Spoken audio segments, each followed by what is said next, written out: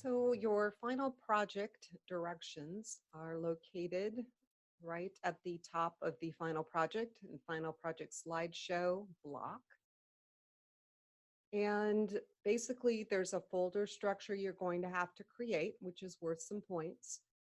There's also videos that'll kind of walk you through that in case you can't remember. And when you're creating this project, you do need to consider the purpose of the site, the audience, the color scheme, layout, and design. You will be addressing these in your final project slideshow.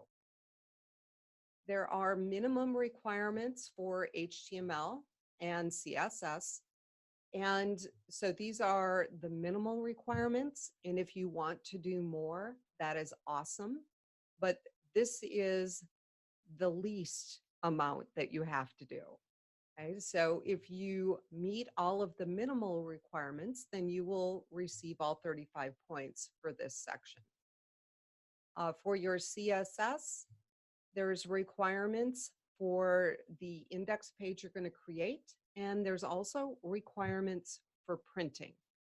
So you're going to want to make sure that you kind of work through this and include all of the required CSS. And this is pretty standard CSS that we have been using all semester. And the print CSS is very similar to what you did on the Zen page. So you will create both sets of CSS. Make sure you link both in to your final project. So for the print CSS, the media is going to be print. And for the index CSS, you'll have the media set to all. And you will need the index CSS link first. And below that, you will put the print CSS link. Then you are going to add a link to your final project. You're going to put a link to it in your assignment page. And then once you have it on the server, you do want to go out and test it to make sure everything works. Quite often, if you do things offline and you test offline, it doesn't always work quite the same when you view it live. So make sure you are going out there and checking it live. And once you are done with the final project, then you can go into the Dropbox and just enter done. So I know that it's done and ready for grading. If you want to make sure that you've met all the requirements, I do have a really detailed checklist. And this goes through each requirement, tells you how many points you're going to get for each requirement. And that way you can make sure you've included everything. Now, once you are done with the final project, then you are going to work on your final showcase. And you are going to be developing a PowerPoint slideshow to share with your classmates. And so it's going to go through some of those design considerations. You're going to address those in various slides.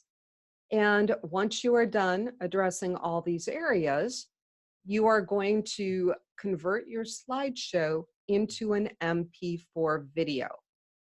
And these are the steps that you need to follow to do that conversion. Once you have converted it into an MP4, you can actually add that to the discussion. And I have directions here on how to add it to your discussion posting. And I'll just quick show you. When you come in here, you're going to add a new discussion topic. You are going to need a link to your site. And then if you click on, let's see, here's the audio or video. You're going to want to click on that. And then you're going to end up browsing. You're going to have to upload a file. And choose a file will let you go to your system and pick that MP4 video. So you definitely are going to want to add the video because that's the only way you can share your PowerPoint with the class.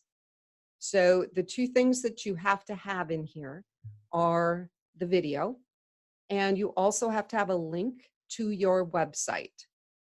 And to me, the easiest way to add a link is just to go in here, paste the link, and tell it to open in a new window. Okay, but those are your two requirements for this. Okay, and then you will go ahead and post to the forum. And next week, you will come back to this forum and you'll be able to look at everyone's final projects.